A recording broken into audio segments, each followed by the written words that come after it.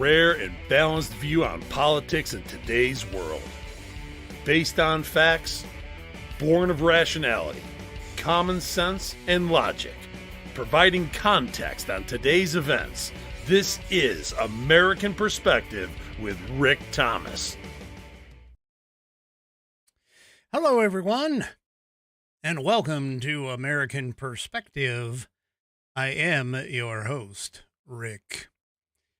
You might be asking, why did I come in that way? Well, I'm checking the audio because I've figured out a way to where I can actually tell when, well, sort of tell when my audio isn't all that great, like that whole buzzing sound that we had a while back. Hopefully it doesn't happen again, but there you go. So, I actually have a little meter where I can see, when the buzzing sound comes into play for you folks. So, hopefully that won't ever happen again, but, we'll keep it real, I guess. Tommy, of course, already saying sounds good. Thank you. I do appreciate that. All right, folks, let's go ahead and get things kicked off. Tonight we have the NJY Girls Camp Band, or is it NJY Camp Girls Band? I can never get that one straight.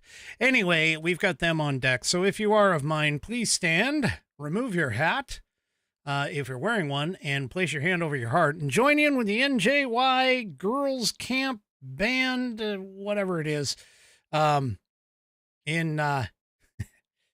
the recitation of the Pledge of Allegiance. I pledge allegiance to the flag of the United States of America and to the republic for which it stands, one nation, under God, indivisible, with liberty and justice for all. Yeah!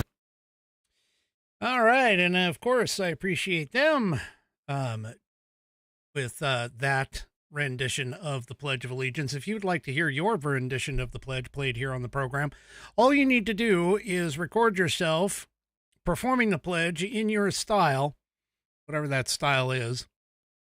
Take that audio or video file, whatever kind of file it is, attach it to an email address, attach it to an email and send it to the email address of fans, FANS, at AmericanPerspective.online. That's fans, FANS, at AmericanPerspective.online. And I will get you into the rotation. To answer Tommy's question, yes, we did get nasty weather out here. In fact, it was so bad, thunder went off, which we don't normally get thunderstorms around here. But thunder hit so loud that there was at one point when it got to its crescendo that we were wondering if our windows were going to break. And somebody nearby us, I'm not exactly sure where, but my wife was showing me pictures. They had a tree near their house that had gotten struck with lightning, and it traveled across the ground and hit their house, busted out a window and part of their wall. It was, for us, that's a little extreme. I'll just put it that way. So, it was a little scary. Our cat, or one of our cats, ran and hid. She was gone when the big boomer went through. So, there you go. All right. So let's go ahead and get on with tonight's headline sponsor, which is the IOTC. The Institute on the Constitution was established in 2004 as a 501c3 nonprofit with one singular mission, and that is to restore the constitutional republic through grassroots education. All courses and materials are developed using primary source documents and taught from the American view of law and government, as defined in the Declaration of Independence in the following 3 key points. 1, there is a God. 2, our rights come from him. And 3, the purpose of civil government is to secure and protect our God-given rights. The IOTC offers the opportunity to educate yourself on our most precious founding document, the Constitution of the United States. They also provide tools to educate your community and get involved with local government. Start by taking their free U.S. Constitution course and go from there. Use my affiliate link, iotc.americanperspective.online, to sign up. And while you are there, take a moment to look through their other course material and information. My affiliate link, once again, is iotc.americanperspective.online to get great content to learn about our historical founding and support the show in the process. That's iotc.americanperspective.online. Or if you just want to purchase this fabulous Saddleback leather-bound U.S. Constitution to support the show, go to constitution.americanperspective.online. Check this thing out. 1/8 of an inch of Saddleback leather wrapped around pages that are water and tear resistant. And look at that binding. No cheap glue here, folks. It is stitched all the way through. The leather and the pages contained within has a 100-year warranty against materials and workmanship defects, such that if something does happen to go wrong with this thing in that time frame, you can send it back to the manufacturer and they will either fix it or replace it for free. My rumblers say that it has sexy rounded corners, and my youngest whiskey warrior has proven. Well, wait a minute, I gotta go back. It is Buddy tested, Buddy approved, Billy tasted, Billy approved, and my youngest whiskey warrior has confirmed that the information contained within will help you study for your civics badge in scouting. Also likely will help you with your civics test. Go to constitution.americanperspective.online, and while you are there, check out the rest of the Institute on the Constitution's offerings. And I, of course, thank them for allowing me to be a brand affiliate. All right. Okay. So I've got some wonderful video for you guys. This video, of course, is that, well, MAGA's kind of hitting back. But before I get into the videos, I do want to give us some really good news. This, according to the National Pulse, egg prices are down nearly 60% since last month. Now, keep in mind, that is the wholesale prices, okay? The not the consumer price index, but the PPI, the producer price index. And that just means that things like, cakes, things like meals that include eggs going out, they're going to get a little bit cheaper. So obviously, when you don't destroy whole freaking chicken flocks, and the avian flu apparently is going away. It's a seasonal thing, so apparently it's going away or getting less or something. I don't know. But anyway, the point being is that egg prices are dropping. And, of course, none of the mainstream media outlet is going to tell you this, nor will the left actually admit the fact that things are getting better as far as that goes. Well, speaking of getting better, I gotta hand it to the VA, the Secretary of the VA or Director of the VA. He was on CNN, and he completely turned the tables on Caitlin Collins. Yeah.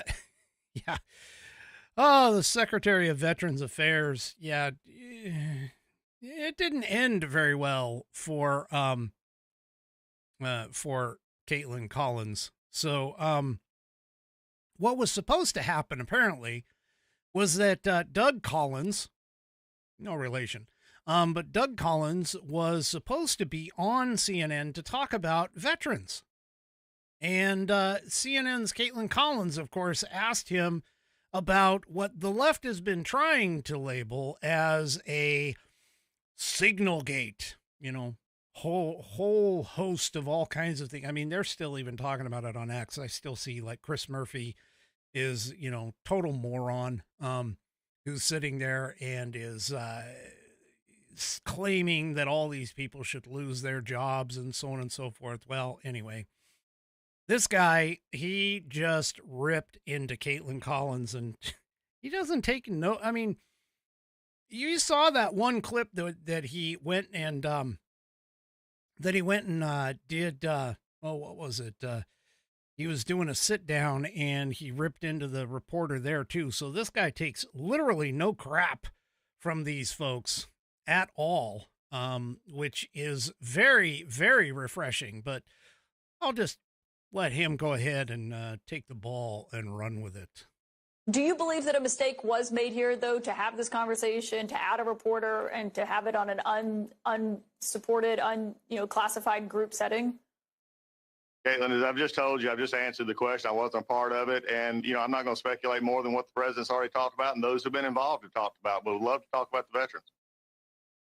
Yeah, and I do have questions about the veterans. But given what we saw with the group chat and how this was used, you are a member of the cabinet. You obviously know these other members, several of them who were in there. Is this typical for the cabinet to have conversations over Signal? Is this something that you use?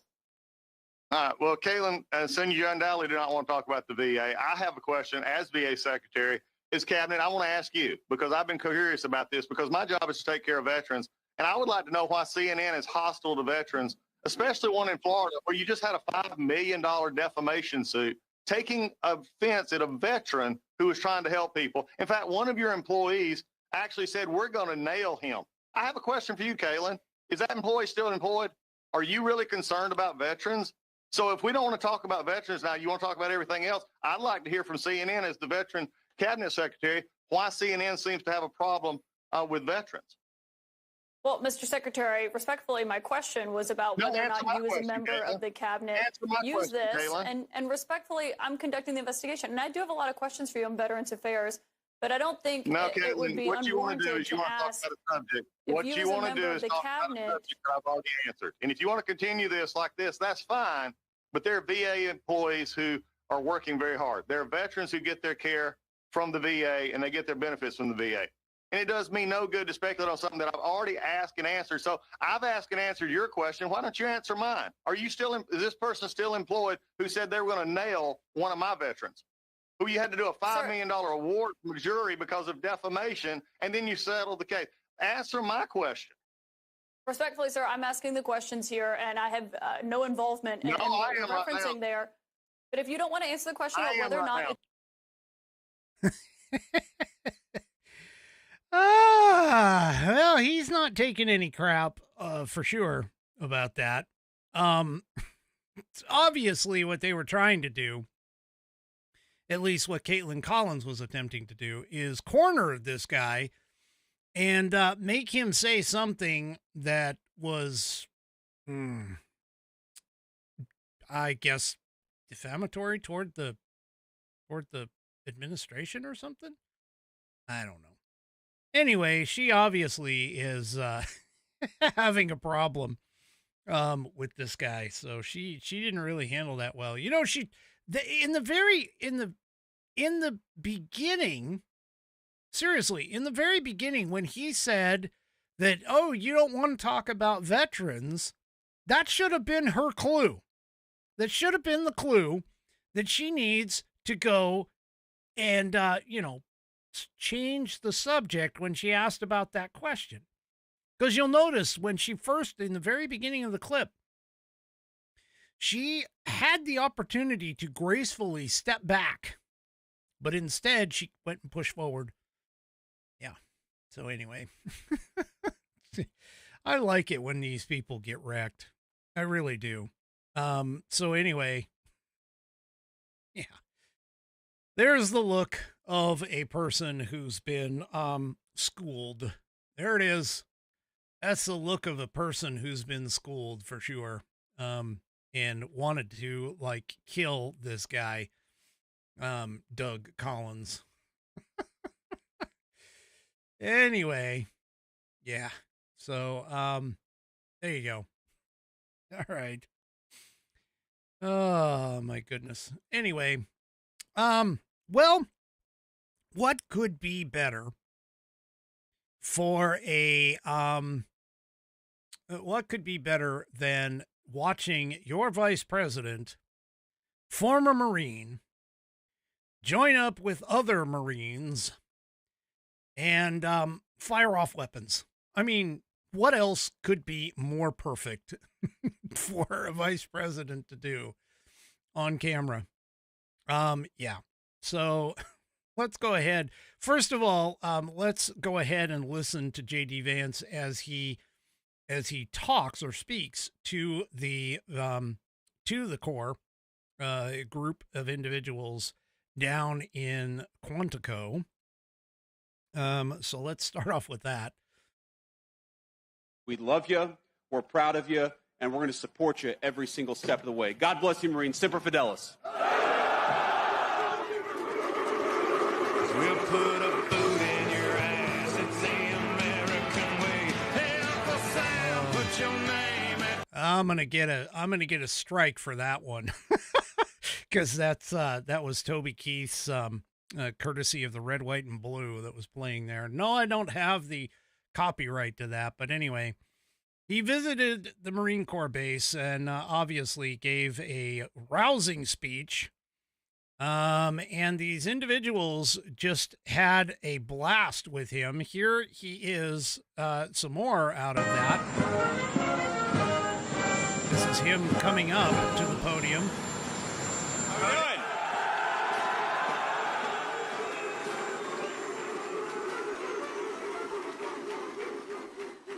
Hurrah, Marines, how we doing?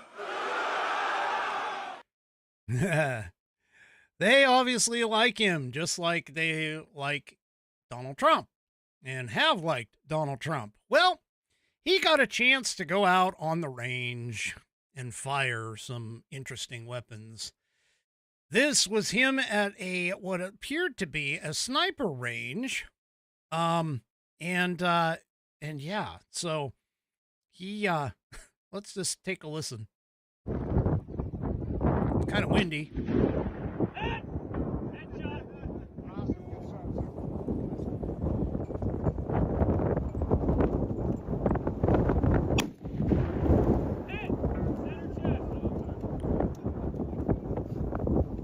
Okay, I know it was kind of hard for you to hear that.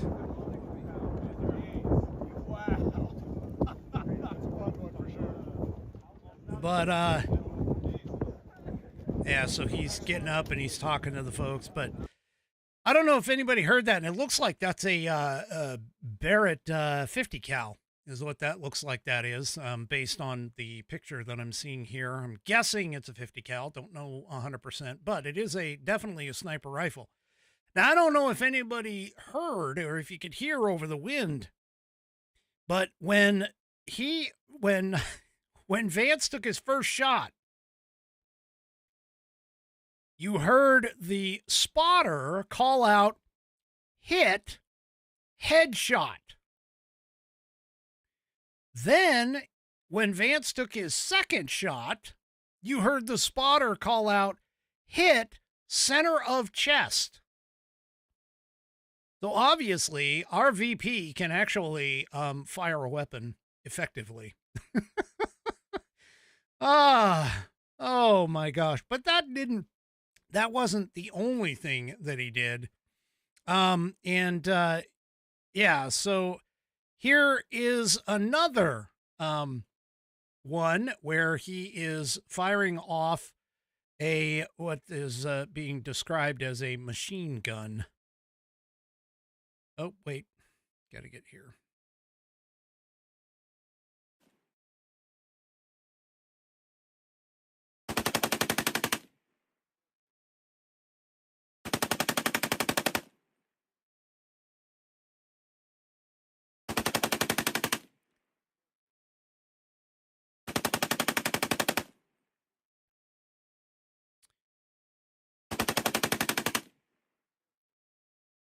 Yeah, my guess here is that this is probably the squad automatic weapon, maybe. Anyway, I'm not too sure what the Marines use anymore, but it definitely was a machine, quote unquote, machine gun. By the way, too, and Nana of JJS over on Rumble made a comment about his sniper skills. That was also in high wind, too. And no, I don't believe that was the 60. It doesn't look like a 60 to me. doesn't look like a 60, M60. In fact, I don't even think the M60 really exists anymore. That was an older weapon from like the Vietnam era and was going out when I was leaving, the Army in particular. But yeah. Now, reportedly, J.D. Vance also got to fire off a howitzer. I don't have any tape of that or video of that, but apparently he, yeah. And now the other thing, too, is that there were several Marines that came and were discussing the visit, and they couldn't say enough good things about J.D. They were saying, hey, you know, this is showing that a Marine can actually, you know, aspire to something greater, that it was great to see him, that he was a personable guy, so on and so forth. So, yeah, it's just, it's one of those things where he basically got to go out and play. And it was good morale for the troops, too, by the way. Very good morale for the troops. And apparently I'm being told that the howitzer was actually shooting blanks, but anyway, I don't know if that, not saying that I mean, Nana is normally right, about stuff. So anyway, so another good thing happened, oh,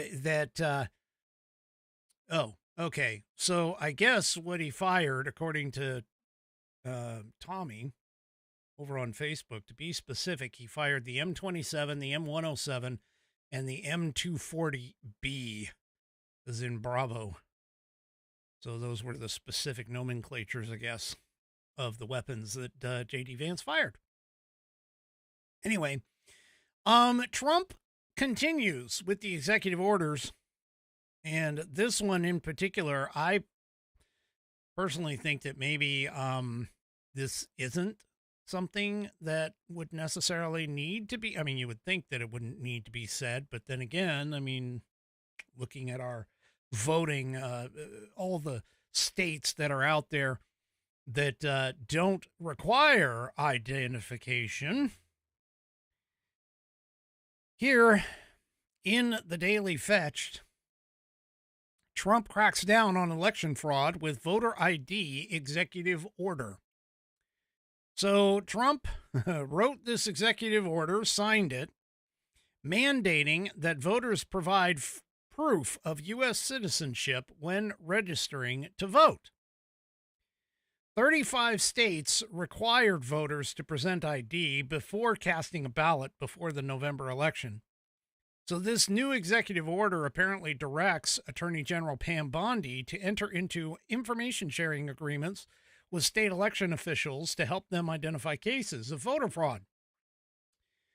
My state and the state to the south of me, which basically means Washington and Oregon, they've already said they're not going to comply. I don't know how they can do this, but whatever. Anyway, Trump, his order also stipulates that federal funding for election-related matters could be withheld if states fail to comply with requirements. I guess our federal funding is gone. Voters will now be required to present government-issued proof of U.S. citizenship when submitting voter registration forms. In a statement, the president wrote, quote, "There are other steps that we will be taking in the coming weeks. We think we'll be able to end up getting fair elections." And here he is signing the order. Lastly, sir, we have an executive order for your attention on the very important subject of election integrity. We believe that this executive order is the farthest reaching executive action taken in the history of the Republic to secure our elections. Among numerous other aspects of this executive order, this is going to cut down on illegal immigrants on the voter rolls, ensure that the Department of Homeland Security and the data that they have available is being fully weaponized to ensure that illegal immigrants aren't voting. This will include a citizenship question on the federal voting form for the first time. This executive order instructs the EAC to cut federal funding to states that don't take reasonable steps to secure their election. This calls on the Department of Justice to vigorously prosecute election crimes. particularly in states that we don't believe are in compliance with federal law around election integrity. I could go on and on for a while, sir, but the compliance with National Election Day rules, cracking down and investigating and prosecuting foreign interference in our elections, revoking President Biden's Executive Order 14019, which essentially weaponized government to corrupt and pollute our election process. There's a lot in here, but we believe that these are very important steps that we need to be taking as an administration at your direction to ensure that our elections are as secure as they possibly can be. So, Buddy Weiser brings up a very good point, which constitutionally speaking, the means and manner of elections are supposed to be in the hands of the states, with a couple of small exceptions for Congress. I'm not entirely sure that this is really going to be able to be necessarily enforced. I have a feeling this is going to be another one of those things that gets sent to the judicial system to hash out. Even though this is one of those 80-20 issues, meaning that 80% of the American people believe that the requirement to provide ID to vote is obviously something that is wanting to be supported. Okay. And that's according to a poll conducted in 2022, 65% of Americans, including 48% of Democrats, 62% of swing voters, and of course, 88% of Republicans back the idea of requiring proof of citizenship in order to vote. So, yeah. Anyway, not quite sure how well this is going to go over, but and like I said, it's probably going to head into the court system because there's already been a couple of people who are worried. And by a couple of people, I mean civil rights experts worry that the Trump executive order mandating proof of citizenship will actually block illegal aliens from voting. Yeah. And the quote underneath it, this, by the way, in Front Page Magazine, the quote underneath it is really interesting. This measure discriminates against the most oppressed people in our society. Wait, what? You can't vote in a federal election if you're not a U.S. citizen anyway. I mean, that's the way the Constitution was written. But it's kind of interesting that civil rights experts are worried about this. Even though, wait a minute, I thought the left kept saying that illegal aliens don't vote. That the whole idea, because that was something that the Republicans have been talking about for a little while, that the illegal aliens don't vote. And yet, you know that I've shown you videos. We have people who have been arrested for and prosecuted and so on and so forth that have been illegally voting in elections. Don't know if they were federal elections or not, but they were at least voting. They were claiming that they were voting anyway. So yeah, we're going to have to kind of see where this goes, but hey, it's kind of a step, I guess, in the right direction to at least get us talking about it. Columbia Anacosta or Anacosta, I don't know. Anyway, of the nonpartisan immigrant rights group Muerte America said, quote, our undocumented friends and neighbors already collect earned income tax credits and serve in prisons. Now this will put another roadblock in their way of full and equal participation in our society. Okay, wait a minute. Undocumented? Doesn't that mean illegal? Illegal aliens? Really? Anyway, Omar Al-Hassan of the Somali American community advocacy group Dishmishhara Markan. I probably mincemeated that. But anyway, said this measure discriminates against the most oppressed people in our society, those who can't read and write English or any known language. Also, members of resistance groups that cross the border and want to pass the time by casting votes for the Green Party before they start running over infidel pedestrians for Allah. Yeah. Not quite sure where to go with that quote. Anyway. So yeah. We'll just kind of have to see what's going on with all of that.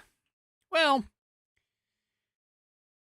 the CEOs of NPR and of PBS. Now, NPR, of course, is National Public Radio, and PBS is Public Broadcasting, I think, Society or something like that. But anyway, they were up on Capitol Hill, and they were speaking to a committee of Congress. And they were being questioned about how biased their coverage has been. And while the PBS person wasn't really grilled that much from what I could tell, the NPR CEO definitely was. She was grilled about things like her ex posts. She was grilled about things like on her editorial staff, they have 87 Democrats to 0 Republicans on their editorial staff. She was grilled about things that they had aired. Yeah. Anyway, Catherine Marr is her name, and she kept defending NPR despite admitting many mistakes in reporting. This is in the Blaze right here. And in particular, she basically said that not reporting on the Hunter Biden laptop story was a big mistake that she regrets doing. They were being grilled in front of the Delivering on Government Efficiency subcommittee. And yeah, she kind of backtracked a lot of her stuff. I mean, she was questioned on some of her ex posts and so on and so forth. In particular, ex posts about the white race being the, basically being racist. She made posts about Trump being a racist and a dictator, things of that nature. And she was called on the carpet by a lot of this with regards to all of this. But she admitted that the NPR should have been more aggressive about covering the Hunter Biden laptop story that broke just ahead of the 2020 presidential election. Yeah, no, she back then she knew she wasn't going to do it. Michael Cloud, basically was questioning and demonstrating to her that Marr had a history of promoting Marxist ideology, including critical race theory and the transgender agenda. In another line of questioning from Representative Brandon Gill of Texas, Marr was made to answer for previous tweets that I already talked to you about a little bit that called America addicted to white supremacy and supported reparations. Marr was also berated by Republican Representative James Comer of Kentucky. Comer said, NPR is propaganda. People that listen to NPR are totally misinformed on the truth. I have a problem with that. And this is the key. Because you get federal funds. And he says, you've abused the privilege that you had. Now, the Corporation for Public Broadcasting, according to the piece here, receives about $535 million in funding from the federal government, according to NPR. only about 1% of NPR's $300 million annual operating budget comes from the federal government, while 36% of that budget comes from corporate underwriting spots. So, here, let's just take a short listen and listen to what this woman has to say. First of all, I do want to say that NPR acknowledges that we were mistaken in failing to cover the Hunter Biden laptop story more aggressively and sooner. Our current editorial leadership, In Wuhan? we recognize that we were reporting at the time, but we acknowledge that the new CIA evidence is worthy of coverage and have covered it. Yeah, I don't foresee her. If you ask me, based on her language, her body language, she's in just a CYA kind of scenario right now. She's trying to cover up for her lack of integrity, let's say, as far as that goes. But I mean, again, all of this is just pointing to the same thing, which is that the mainstream media, even our own public broadcasting, that is taking federal government funds. I mean, once again, we're talking about judges that are incredibly biased. You have the mainstream media itself, which is incredibly biased, which again is perfectly fine. I mean, if you're going to be an opinion show like this one is, and I have a particular bias. My bias is toward the Constitution and the American principles and values that founded this country. But I don't go around trying to say that I am a shall we say, a unbiased source of news. I'm not. And I am not claiming to be, period.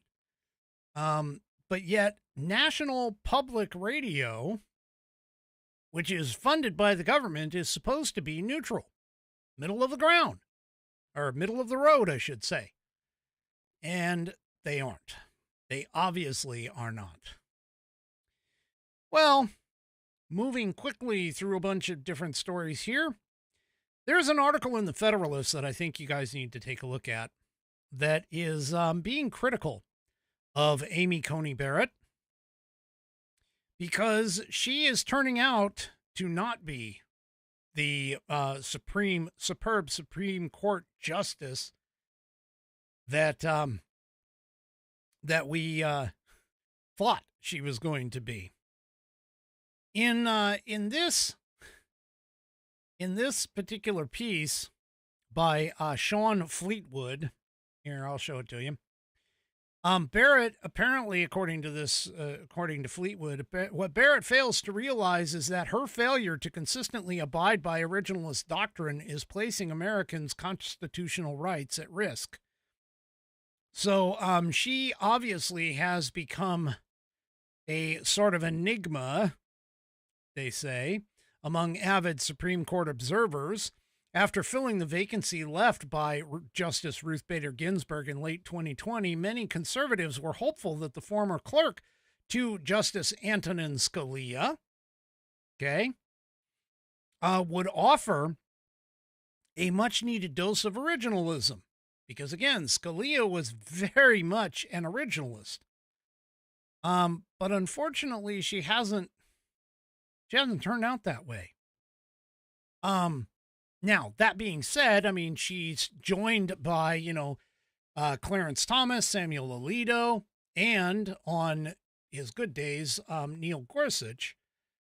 But she has more potential to be more so than what she is. However, she's fallen in and wrapped herself around the Chief Justice, John Roberts.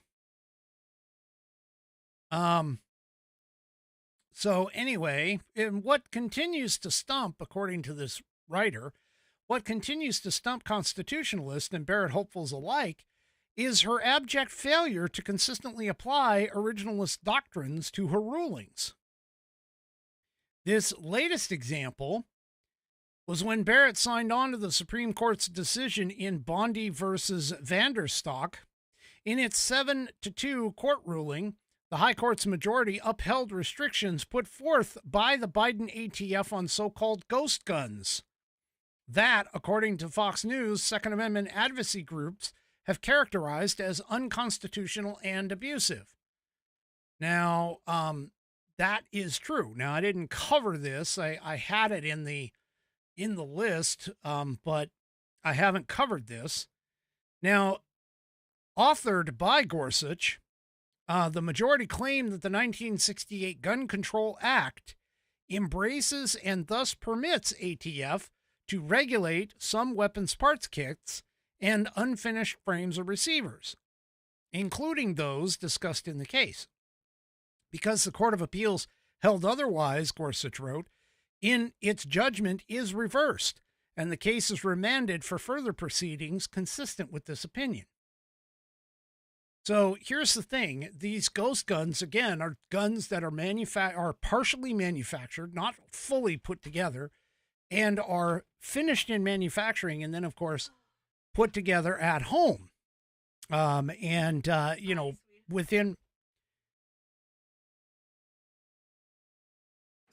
put back together at home and are basically kind of like an 80% lower, meaning it's 80% finished, but you've got 20% left to finish it off, and you've got to put together the trigger mechanism and things like that before it can become a actual quote-unquote gun. Well, Alito and Clarence Thomas dissented as a part of that case. They were the two, obviously. And the latter was blasting, meaning Thomas was blasting the majority for blessing the government's overreach based on a series of errors regarding both the standard of review and the interpretation of the statute. So this actually isn't the only case that Barrett has ruled or sided with the court's Democrat and more moderate Republican appointees. And again, she's abandoning her quote-unquote originalist doctrine. I mean, an originalist would basically look at this and go, hey, you know what? The Second Amendment clearly states that the right for the individual to keep and bear arms shall not be infringed. No question as to what that means. But anyway, she also helped to author, she actually helped with the Murphy versus Missouri case, but she did author the majority opinion in the Supreme Court's 2024 opinion on Murphy versus Missouri, in which she, John Roberts, Brett Kavanaugh, and of course the court's three leftists arbitrarily ruled that doctors targeted by the Biden big tech censorship industrial complex and plaintiff states lacked standing to bring the suit. Again, Barrett wrote that the plaintiffs have not shown that they are likely to face a risk of future censorship traceable to the Biden administration. It was clearly anybody, even myself, anybody who was censored giving their opinion by big tech, meaning Google, which includes YouTube. I mean, I personally myself got censored by saying factual information, factual and provable information about the medical situation with regards to COVID and masks in particular. But yeah, so I just Barrett has been a disappointment. She really has. To further belabor the point, Barrett also found herself on the wrong side of Fisher versus the United States, which is a 2024 case centered on the Biden Justice Department's weaponization of a provision in the 2002 Sarbanes-Oxley Act to target and imprison January 6th protesters. So she, playing the role of a politician, according to this writer, the former Scalia clerk effectively attempted to rewrite the law's original meaning by defending the Biden administration's broad and incorrect interpretation of it. The Biden DOJ's misuse of the statute was so outlandish that even Justice Ketanji Brown Jackson sided with the court's originalists Thomas and Alito and the other GOP appointees in nuking the administration's efforts. She's not the constant. She's not what we wanted. And I don't know where she gets this idea. I honestly, I'm telling you, I think she has fallen under Chief Justice John Roberts. Basically, John Roberts has got her under his spell. So we don't have a conservative court by any means, at least not the kind of conservative court that most conservatives would want the conservative court to be. All right. Well, do you remember when Donald Trump went to Los Angeles shortly after being elected, and he got a hold of the mayor, the LA mayor that was in Ghana at the time of the fires, and basically told her, hey, we need to, open up the permitting process. And that we need to make sure that permitting is going quickly, going as fast as we can possibly make it, because these people need to rebuild. Well, here, this also in Blaze Media, LA approves only a handful of building permits 75 days after the fire devastation. Homeowners are still left stranded. The city of Los Angeles has approved only 4 building permits for owners to rebuild their homes following the destructive Palisades fire from over 2 months ago. Los Angeles County City Council member Tracy Park expressed disappointment with the city's slow progress. Yeah. So the question, of course, is what happened to Karen Bass's pledge to expedite the rebuild? Yeah, they're on day 75 post-fire, and they only have 4 permits that are being issued, or that have been issued.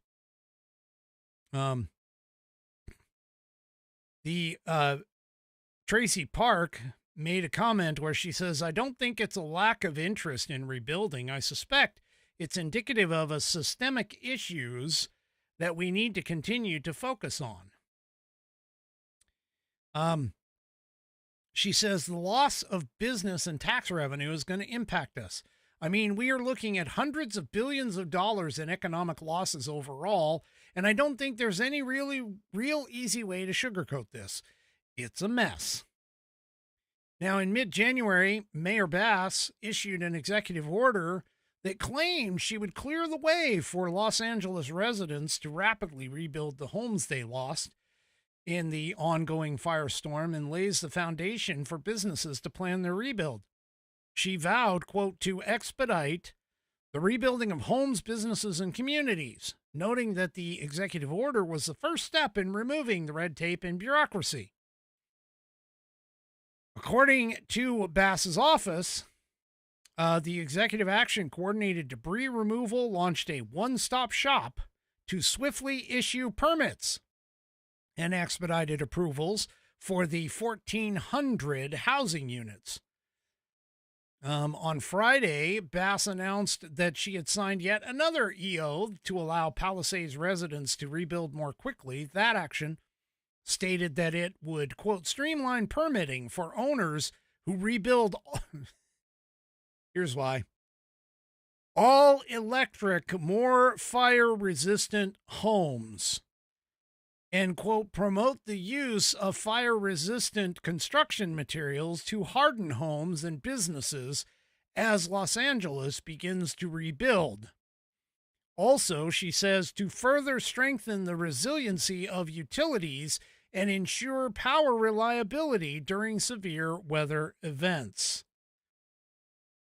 There is where the problem goes. Bass's office claimed that she is leading the fastest recovery effort in modern California history. We're rebuilding quickly and safely. Really? Residents and LA City Council are less than impressed with the slow walking of the permits. As part of the city's rebuilding effort, Bass dished out $10 million to Haggerty Consulting, a private consulting firm. And council member Monica Rodriguez questioned that decision. She said, "We have city departments who know how to do this recovery, who have been involved in recovery efforts in the past, and yet they can't be afforded the opportunity to hire the personnel that they need, but we can give a $10 million contract to an outside agency to help write a report for us?" She says, "For me, it's obscene." And there was a recall effort that was launched against Bass earlier this month. And the recall effort said only 4 permits have been issued to rebuild in the Palisades. Oh, she's facing some serious problems. Yeah. All right. Well, remember how I was telling you about earlier? I think it's earlier this week. I showed you that video of Bernie Sanders getting all upset when he was questioned about whether or not AOC was going to join him in the Senate, referring, of course, to AOC's reported, let's just call it a rumored plan to primary Chuck Schumer. Well, Nancy Pelosi was questioned about her ability to stay in office. So which, by the way, Nancy Pelosi has been in office for 20 times. And she has been in office since Ronald Reagan was president. So anyway, apparently she was, let's see, where is it? So she was asked a question about her political future at some sort of a event in San Francisco, where whether or not her current 20th term in Congress was going to be her last. And this is according to the New York Times. Her response essentially was, "I didn't come here to talk politics." She snapped back in response. She goes, "When I'm in a political arena, I'll have an answer for you, but that doesn't worry me one bit."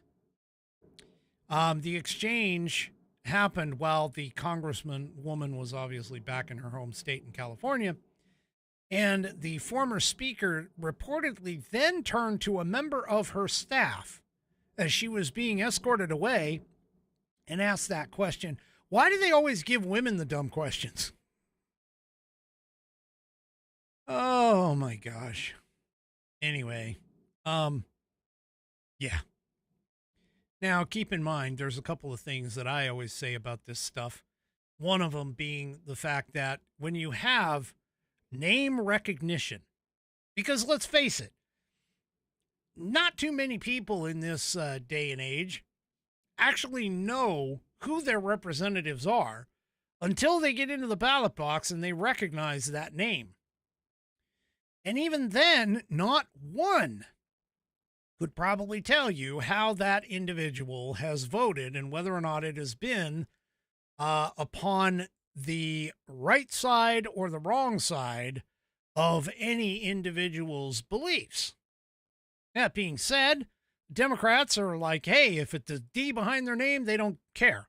Republicans on the other side, though, we tend to be a little more politically savvy. Well, I'm not calling myself a Republican, by the way, but those of us who vote with the Republicans tend to be a little more politically savvy.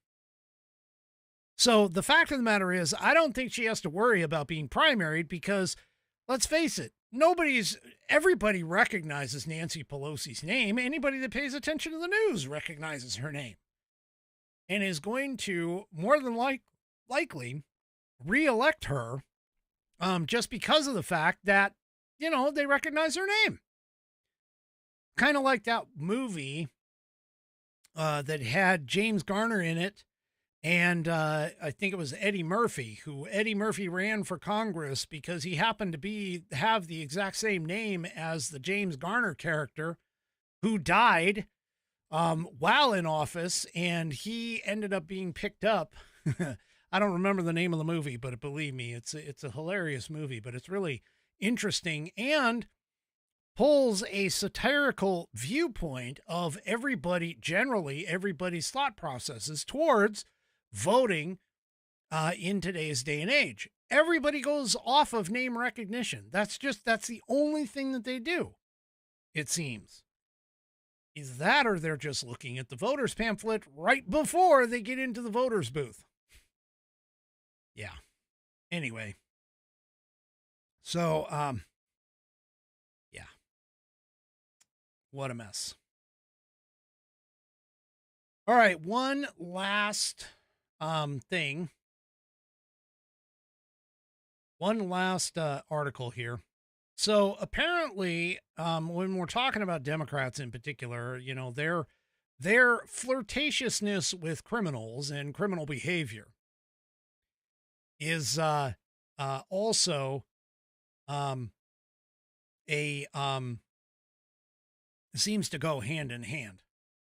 So this out of the Daily Wire, all right, a National Diversity Council, which is a prominent diversity, equity, and inclusion nonprofit, went ahead and declared bankruptcy and says that its top employees stole millions.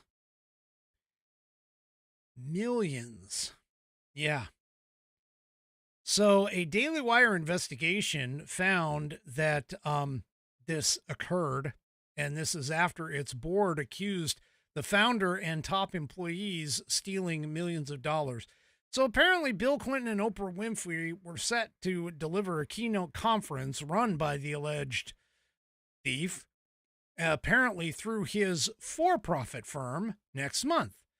The National Diversity Council filed for bankruptcy on the 17th after its board said in a lawsuit that its founder, R. Dennis Kennedy, improperly paid himself millions of dollars from NDC donor funds.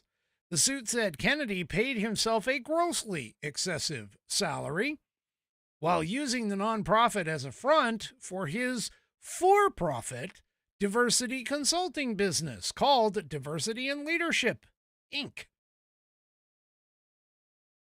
The group's 2020 IRS disclosure said that Kennedy was paid $450,000 for 10 hours of work each week. That's a hell of a salary, folks. A hell of a salary. Anyway, in 2022, at the height of the corporation's DEI hype, Kennedy, who was the chief executive officer, Angelina's Valenciano, and chief financial officer Jason DeGroot also, quote, unilaterally decided that they were owed almost $3 million in back pay and then paid themselves more than $1 million of donor funds, the lawsuit alleges. As board members became suspicious and determined that there was no basis for these payments, Kennedy systematically moved the nonprofit's trademarks and web domains into his own name and essentially created a fake organization with the same name that would trick people into paying him directly, the suit indicated. Here we go. Once again, Democrats stealing from the people. People that they're supposed to help.